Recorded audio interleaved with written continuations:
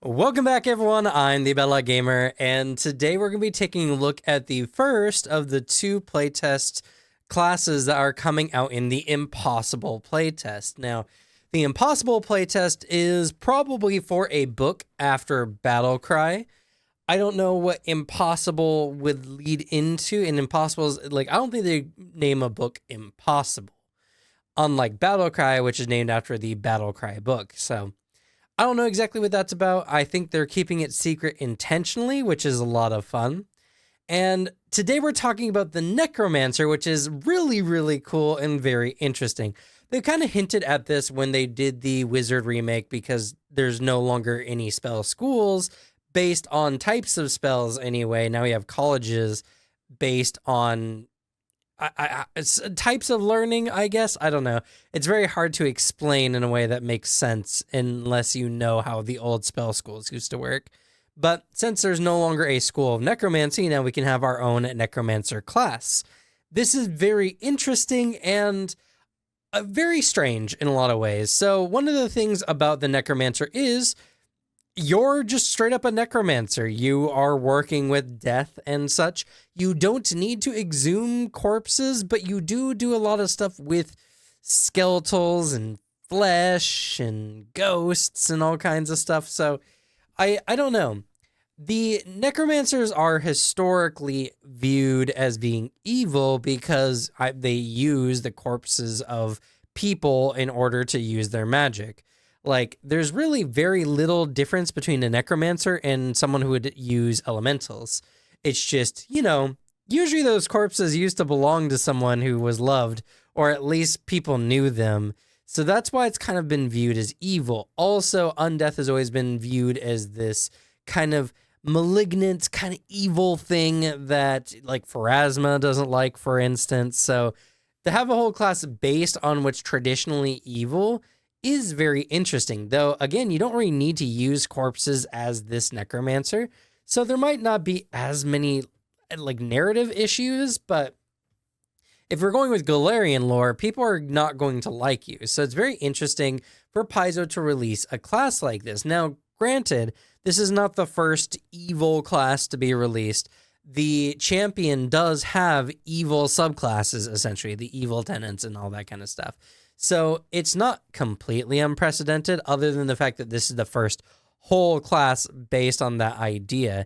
I think it's definitely worth something talking to, and I've definitely seen this be a very controversial topic online because there's a lot of people who are like, no evil characters in my games whatsoever. But this class doesn't do anything evil. They would just be perceived as evil from a world that has prejudice against necromancy because, again, they don't use anyone's actual corpses. They actually make their own corpses in a lot of ways, which is really, really interesting. So I don't know. Personally, it doesn't bother me any. I feel like there's not much difference from how this class would play and someone who summons like elementals.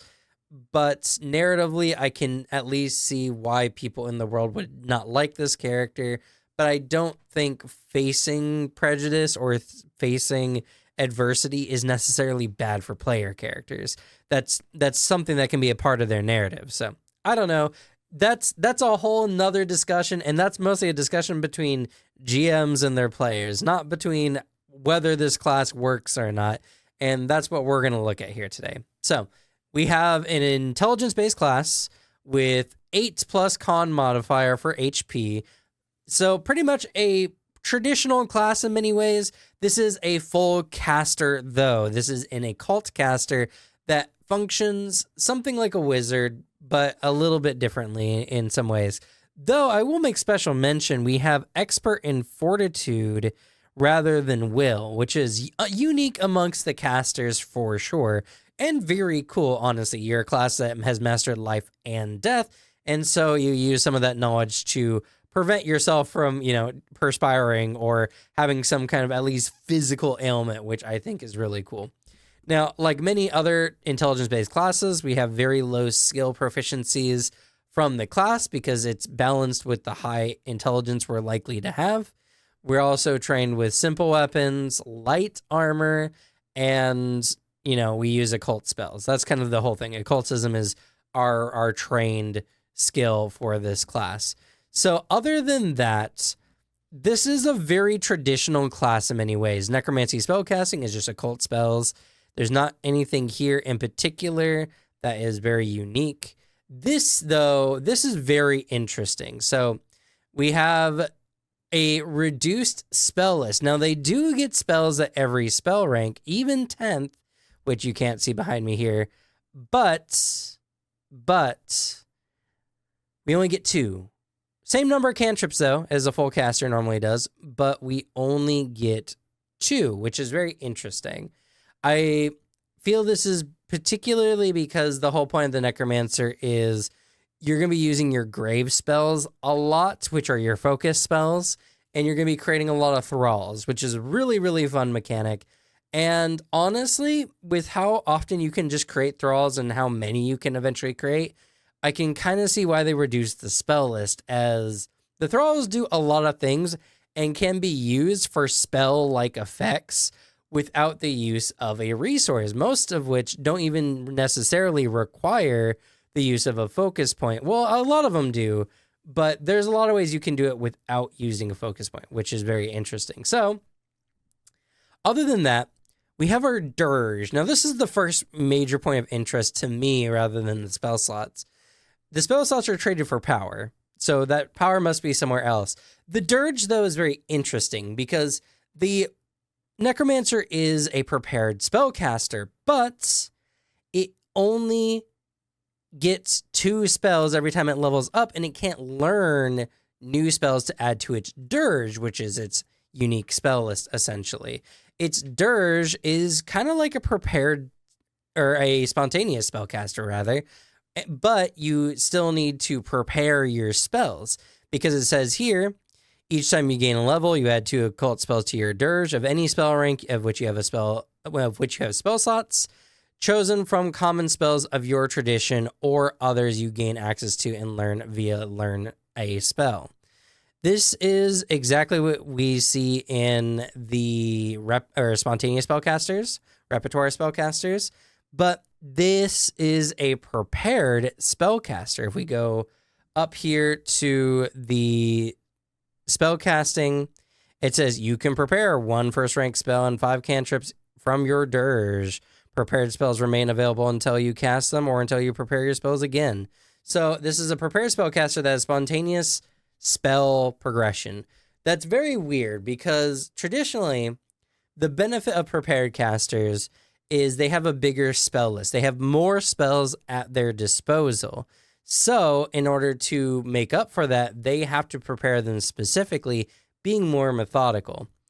Repertoire casters get a number of spells they know, but they can use their spell slots freely as long as they know up to that spell rank in whatever spell they're choosing to use, which gives them a lot of casting flexibility, but they don't have a lot of different spells, and so they have to be very wary of how they set their character up. This completely removes the benefit of prepared spellcasting and feels just like worse repertoire spellcasting. I don't know if the whole Thralls and grave spells is really worth that big of a nerf, or maybe this was just written incorrectly for the sake of the playtest. I'm not sure, but all I do know is that this is very weird. Unless and learn via learn a spell this is worded very differently than it is for other prepared spellcasters. So I don't know. Anyway, grave spells is traditional focus spells. You get 1 for whatever type of what was it called? Grim Fascination you have with this class. So you start with 1 focus point, 1 focus spell, and a focus cantrip. So that's your grave cantrip, which is Create Thrall. That's the only grave cantrip that they have currently. And it's really, really cool. So before we get through the rest of this, let's look at what Create a Thrall does down here.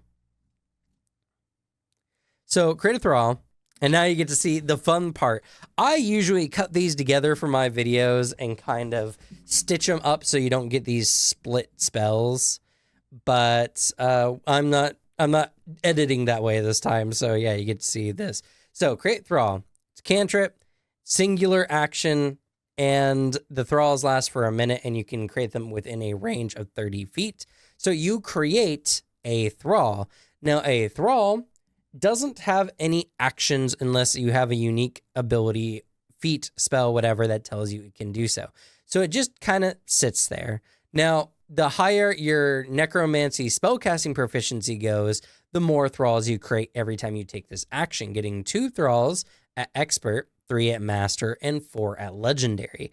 That's really cool because that means that towards the later part of the game, you can just make a metric ton of Thralls, which is incredible. That's really cool. Now, whenever you cast this spell, you can have up to 1 Thrall created by this spell make a melee unarmed strike using your spell attack modifier in place of the attack roll. This attack deals your choice of a D6 bludgeoning, piercing, or slashing damage, and the strike counts towards your multiple attack penalty. And every 2 spell ranks, so every 4 in-game levels, like 1, 5, 9, you gain an additional D6, which is pretty good. Now, traditionally, your spellcasting modifier is not going to be as good as a martial strike. So your Thralls aren't going to be great for striking at bosses or particularly armored enemies that are close to your level. But honestly, as long as the Thrall is flanking, which your Thralls do provide flanking, which is very, very cool, you are very likely to hit as long as your Thralls are flanking, which you can easily do as long as you are close enough to create a flanking Thrall. And just using your spell attack is really huge. And because it is used using your multi-attack, you're a spellcaster. You don't use your spell attack rolls too often. So this actually creates a very interesting class where its setup can also deal damage, which is, I think, very powerful, especially because when you start creating more and more, you can just litter the battlefield with Thralls that you can use for your other abilities that your enemies are going to have to watch out for. Now, there is an additional box up here towards the beginning of the class. You may have noticed it when we were scrolling through initially. So here's your Thralls. Now, when you create a Thrall, it's either a small or medium-sized creature, and they are not minions with the summoned traits, which is, are they minions still? Do they just lack the summoned traits? That's a very interesting way of wording that. And it's not very specific, other than I can just assume they just don't have the summon trait, but then why I mentioned they are not minions. So I don't know. I don't know what that would necessarily affect, but that is a thing. And whenever you create them, they must be in an unoccupied space. A Thrall can contribute 2 flanking as though it were able to make melee and unarmed strikes, which technically they can. And a Thrall has 1 hit point, is automatically hit whenever it's attacked, and automatically fails all saving throws. A Thrall is immune to bleed death effects, disease, mental, and poison. And a Thrall is considered a -1 for its level for all effects that need to refer to its level. And spells or abilities that create Thralls have the Thrall trait. So Thralls don't move, they don't have actions, but they can strike. They have 1 hit point, so enemies can easily get rid of them if they have area damage, which makes them very, very vulnerable to any kind of enemies that do area damage. And that's really, really unfortunate because there are a lot of enemies that can just do a big area sweep or like a dragon's fire breath or whatever. So you might need to space your Thralls out, and there's a lot of effects that require your Thralls to have some level of adjacency. So I can see Thralls being a very big weak point in some game mechanics, but not a lot. I would say on average, your Thralls are going to be mostly fine. So your Thralls are your major resource when it comes to this class, and you can summon it using a cantrip, and you can do it as much as you want, really. They're just a singular action. So that being said, let's take a look at the rest of the class because the rest of it really works around the Thralls. So first, consume Thrall.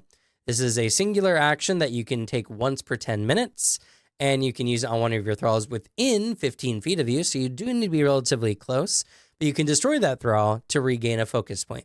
This makes the Necromancer have an effective amount of focus points equal to +1 in every combat, as long as they're willing to spend the action. And theoretically, you could create Thrall or Thralls and then consume one of them for 2 actions. So it is either a 1 action if you already have one set up, or 2 actions if this is the aim of what your action is, which is not terrible. And they get this at level 1, which is actually very powerful. A level 1 character with an additional focus spell slot is pretty good, if I'm going to be honest. Now, you also have your Grim Fascination. Now, there's 3 essentially subclasses for the Necromancer: the Bone Shapers, the Flesh Magicians, and the Spirit Mongers. Flesh Magician? Why Flesh Magician? You're just gonna pull a skinned rabbit out of your hat. That's what it makes me think of. It's so weird. I like Necromancer more. I wish they used the Mancers, like Vitamancer, Necromancer, and Osteomancer. But sure, yeah, Flesh Magician. Let's just make it seem like it's a fun, cute little thing that you're taking your family to go see on the weekend. Anyway, so each of these provide you a class feat, which we'll go over here in a bit, a general feat, which is really interesting. The Bone Shapers, more specifically, starting with Feats. That's really, really cool, but it's really interesting as well, because one of the things about the Necromancer that seems like a very consistent issue it's going to have is action economy. Creating a Thrall is going to be one of your most key things, especially early game when you're not creating multiple Thralls. And some of your abilities consume multiple Thralls in order to be used.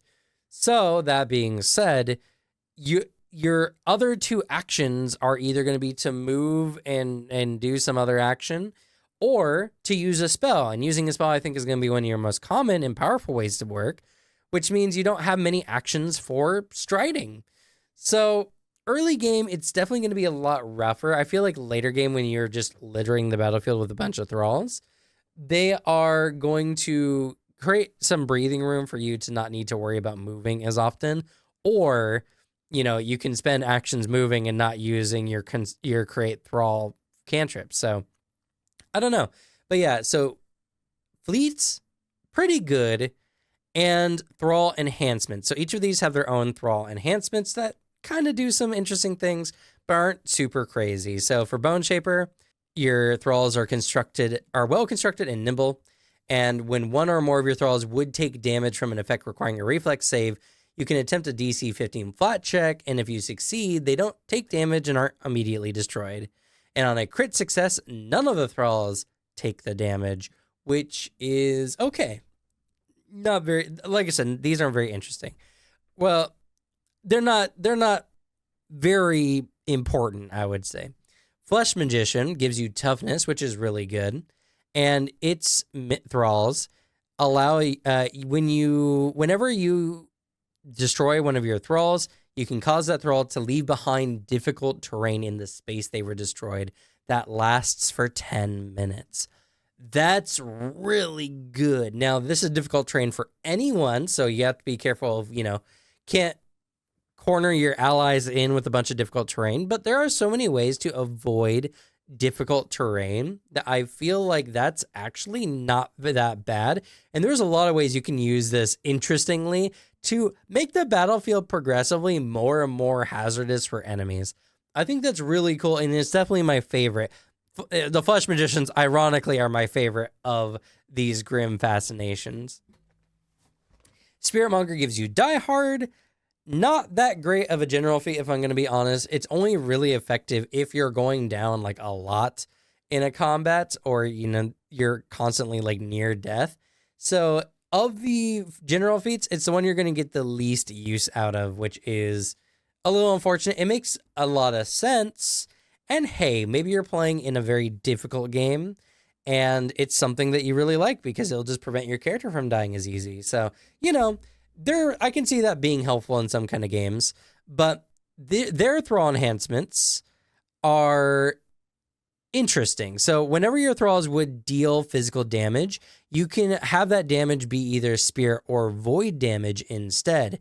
This is a really good way to get that bludgeoning, piercing, or slashing damage to just get through enemies that have some kind of physical resistance, or some enemies have even weaknesses to these kind of damages, which makes the Spirit Monger, interestingly enough, one of the better Thrall attackers of the three. Granted, Bone Shaper has more, I feel like, abilities that lean into that, which is kind of interesting to say the least.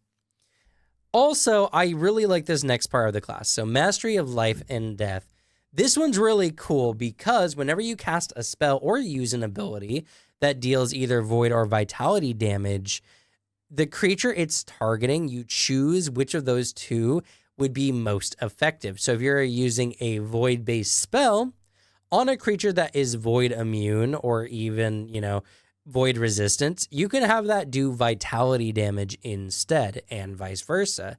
That's actually really, really good, and it solves one of the worst parts of the occult spell list, which is the occult spell list is absolutely rife with a bunch of void damage, and thus in games where you're fighting some kind of undead, there's a lot of their spells that just don't do anything, which is really tragic. So this actually works very well with the occult spell list, and honestly is really cool to see. Another really cool thing to see, and something that honestly, I think every class should have a feature like this.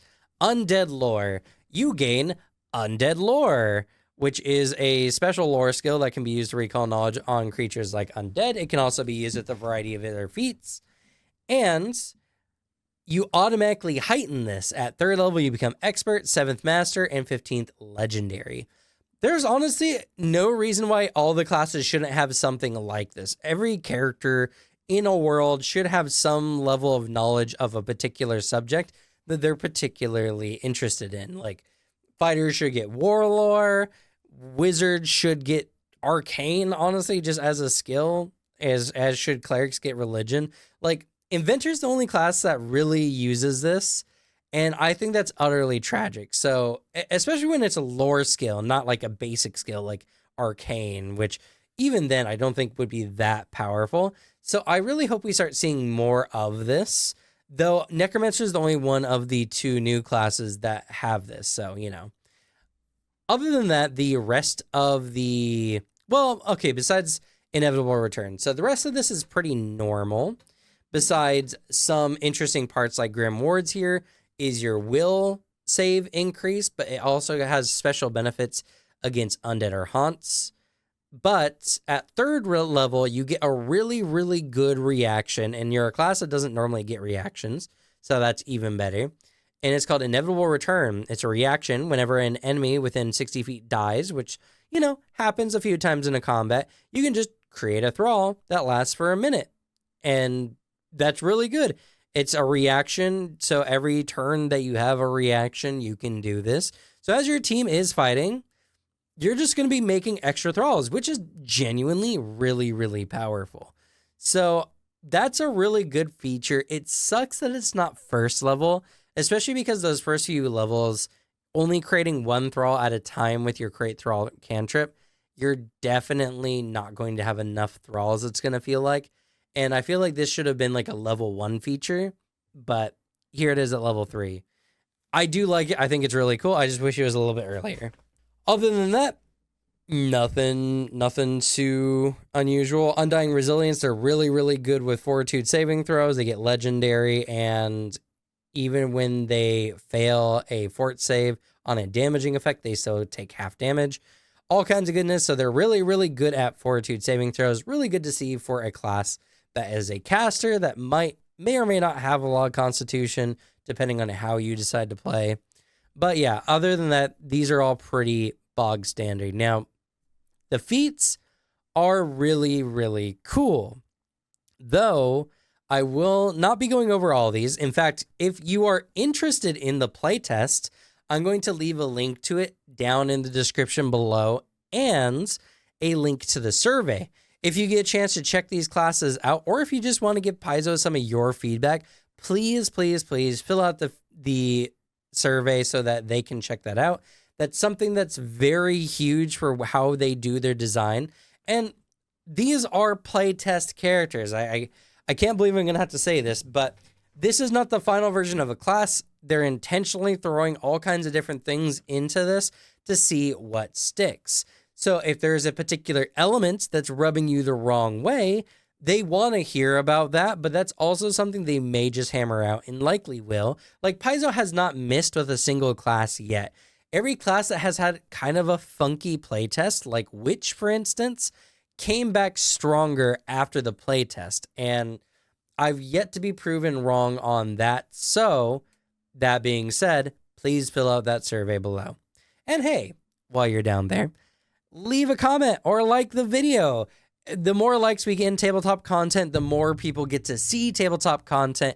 And with my new tier list video that came out recently, we saw that the more people interacted with a video, the more views that video gets, and the more people kind of get talking about the subject, which I think is really good. So if you love tabletop, go leave likes, comment in people's videos, not just my videos, but other people's videos as well. But if you like my content specifically, then leave a subscribe.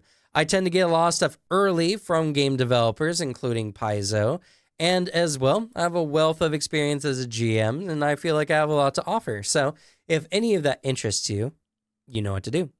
Anyway, so let's go ahead and look at some of these feats, and more specifically, we're going to be looking at their grave spells because they have a lot. So the first one I want to make special mention of is Bone Spear, Deadweight, and Life Tap. These are the 3 special feats that you get for those classes. We'll look at those here in just a moment.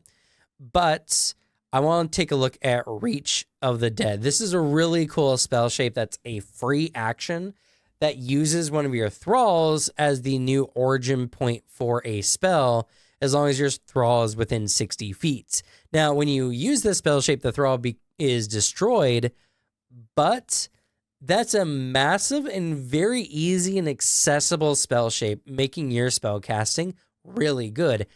Even more so because it's a free action. If you decide to, say, create a Thrall, you get to create a Thrall, which might strike the enemy, and then you can make the Thrall drop a fireball at its feet. It's going to get destroyed anyway, so you don't even have to worry about the damage. And boom, bunch of enemies not only got smacked, but got fireballed as well. Granted, fireball I know is not on the occult spell list, but I'm just using that as an example of something that people easily recognize. There are similar occult spells, I'm sure, that could be dropped at a undead's feet. But, you know, Reach of the Dead is really, really good and a very powerful feat. I think that's really, really cool. And something that I think really makes up some of the weakness of the class when it comes to its reduced spell slots. So I think they really did make a powerful class. Don't let the reduced spell slots really throw you off. I think this class is really, really powerful. Another really interesting one, Reaper's Weapon of Familiarity. This is for the weebs who love scythes. That's really it. You also get trained proficiency in great swords and all axes. Well, kind of. So you treat martial weapons as simple weapons for the sake of proficiency, which you're trained with all simple weapons. And if it's an advanced weapon, you treat that as a martial weapon, which does mean you can take a general feat to get trained. You can get that proficiency in it to be able to use it. So, not bad. I really like this. I think it's very fun, and there's a lot of weeby people out there who really like it, but not necessarily how I think this class would do at its best, though there is something to that, which we'll look at here in a moment. Body Shield. This one is also really, really good. Another reaction that you can pick up relatively early. You have to be adjacent to one of your Thralls to use this reaction, and you have to be struck with an attack. Doesn't say a strike specifically, and you have to be able to see the attacker. So you get a +2 circumstance bonus to your AC, and if the attack still hits, you gain resistance to that damage equal to your level. So this is a really easy way to give yourself essentially not a shield block necessarily, but a really good amount of resistance at just the cost of one of your Thralls. And the higher level you get, the more Thralls you create with a singular action, which makes this really easy to keep on hand and ready. Though this does make me really think that the overall idea for this class feels like you want to create Thralls really early in the combat so you can use them for all kind of shenanigans throughout the thing. But Pathfinder combats don't last that long. Usually a max of 5 rounds unless you're doing something special. and more often within 3 rounds. So setup classes really struggle. As something I came across when I was trying to play Magus without using Spell Strike. I just, like, all the setup spells I really wanted to use to, like, make my melee better were wasted because, honestly, Spell Striking would have just dealt more damage than those buffs ever gave me anyway. So it's something that I am a little worried about. I'd have to play the Necromancer or see it played in order to really guess how effective this may or may not be.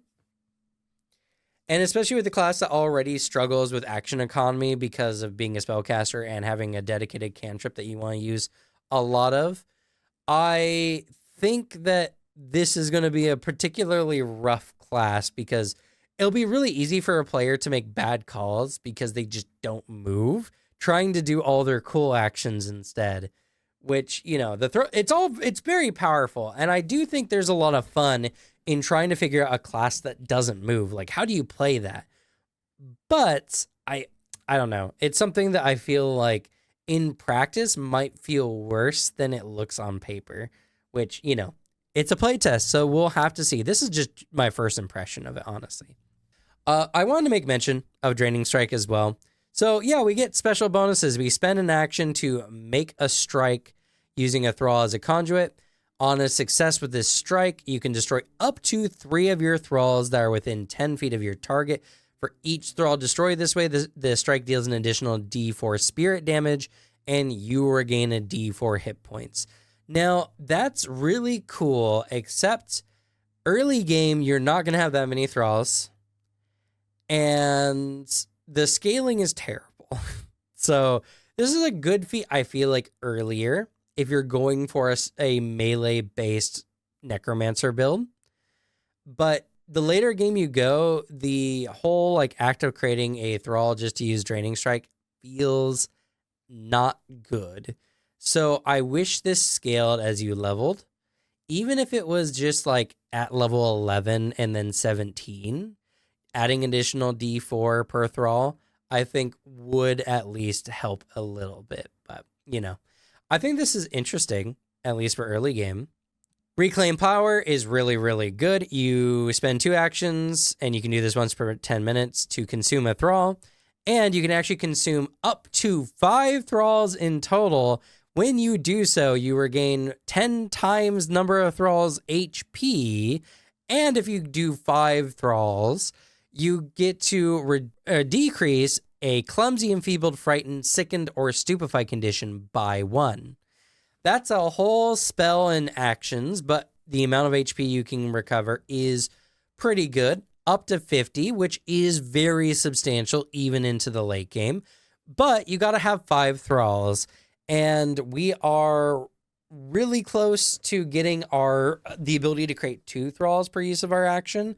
So this is starting to feel a little bit better, but when you pick this feat up, it's probably not going to be other than just getting 10 HP, which is not bad.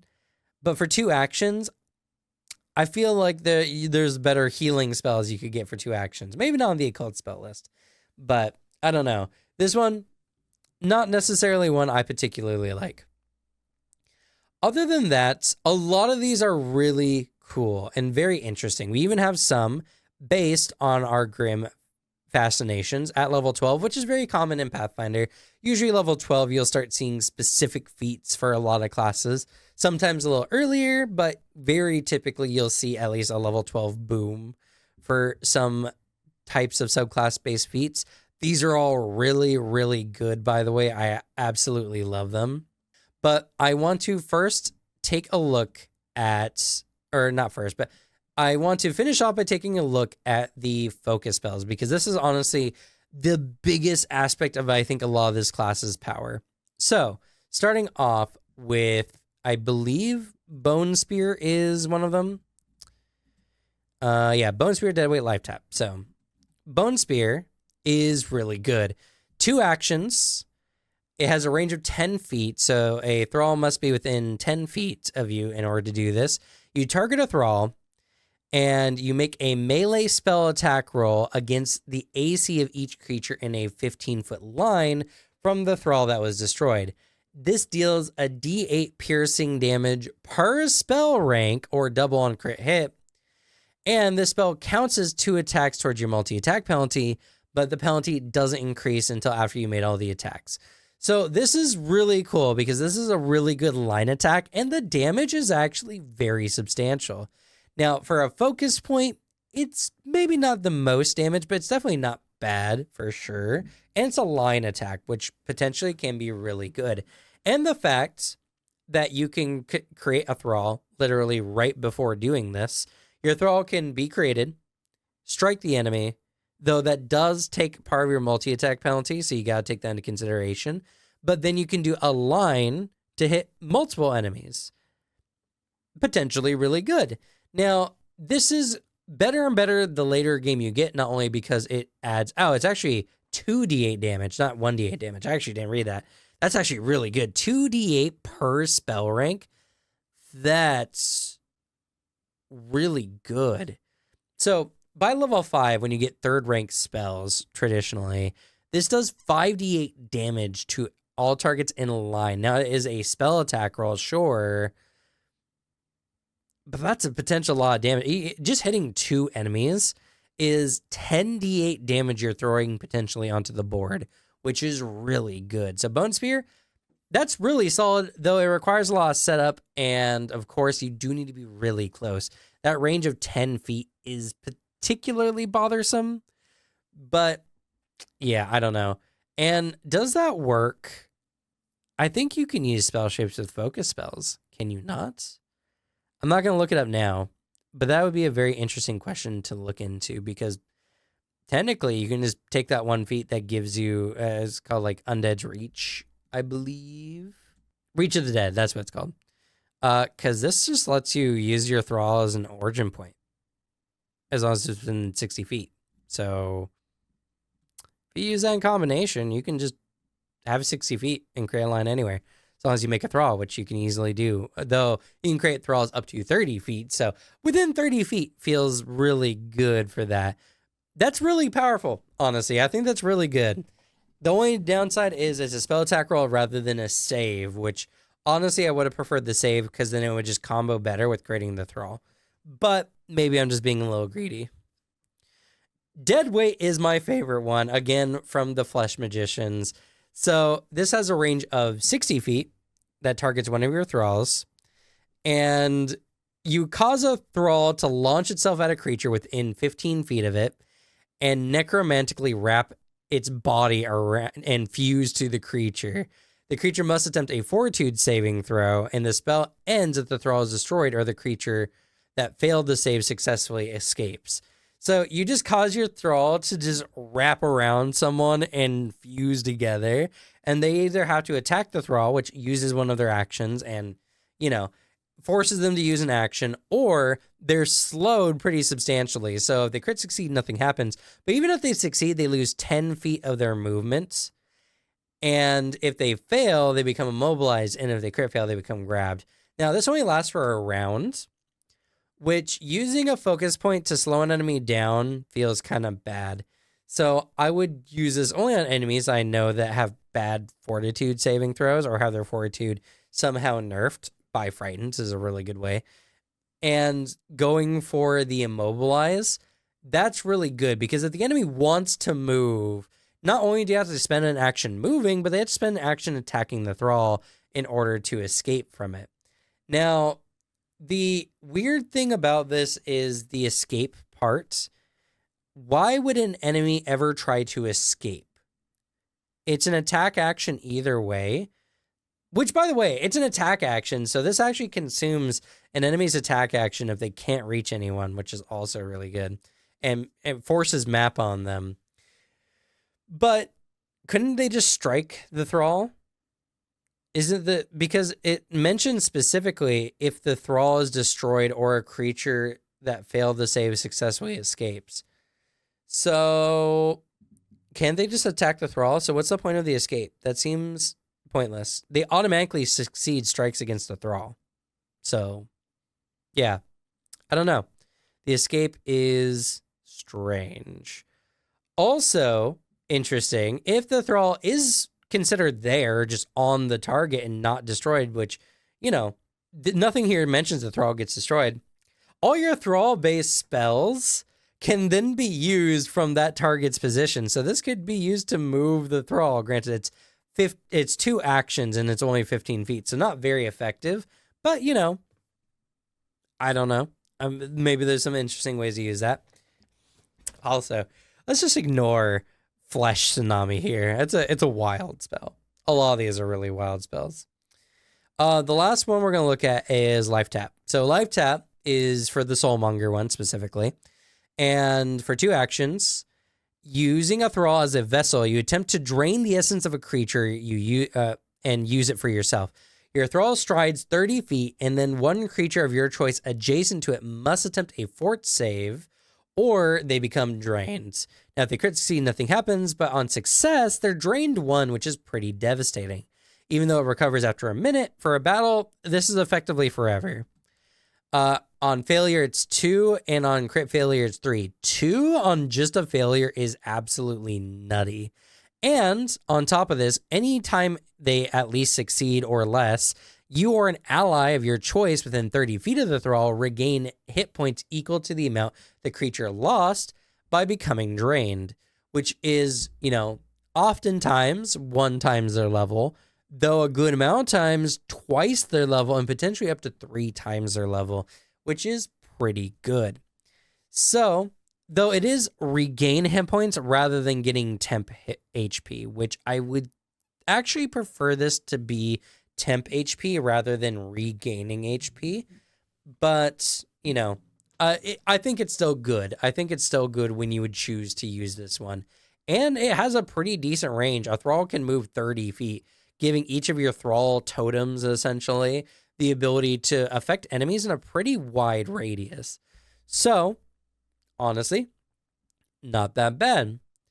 And I actually want to make mention of, well, there's a couple of these are really, really good. So, the Living Graveyard, which is a level 10 focus spell, or a rank 10 focus spell. So, you know, very, very powerful. You create a gargantuan Thrall that's 400 hit points. So it covers a huge part of the battlefield. And this Thrall is a walking bulk of graves and tombstones held together by the buried dead. That's such great imagery. I've been playing Path of Exile 2 recently, and I've been playing The Witch. So this class just fits me perfectly. Also, the art is beautiful and sick, which is a great combination. I love this art so much. Anyway, Living Graveyard. So, Giant Graveyard. All creature in a 10-foot emanation must succeed a fort save or become prone, which is devastating. And additionally, 5 Thralls, using your base Thrall statistics, fall from their graves into empty spaces adjacent to this Living Graveyard. So, that's really cool. Now, these Thralls last until the spell ends, which has a minute, so effectively forever, or until the Gargantuan Thrall is destroyed. Once per round on subsequent turns, you can sustain the spell to have the Living Graveyard stride up to 60 feet. That's horrifying, because this is a gargantuan mass of just Thrall, like tombstones and legs from the Thralls, and they're booking it in whatever direction. That's a terrifying sight. That's horrifying. And this creates 3 additional Thralls to fall from their graves into empty spaces along its path. So every round, not only does this count as a Thrall, so it can be used for all your Thrall abilities, though, you know, you do need to be careful because you can just destroy this and not get a lot of benefit out of it. But you create this giant thing that can move and just shakes Thralls whenever you sustain it out. And it can be used for a lot of your Thrall-based abilities. Imagine Living Graveyard with dead weight. If I'm understanding things correctly, that's weird. I don't know. That's an interesting concept, because it is a Thrall. It is technically applicable. What would happen? How would they move? I don't know. But this is why it's really cool.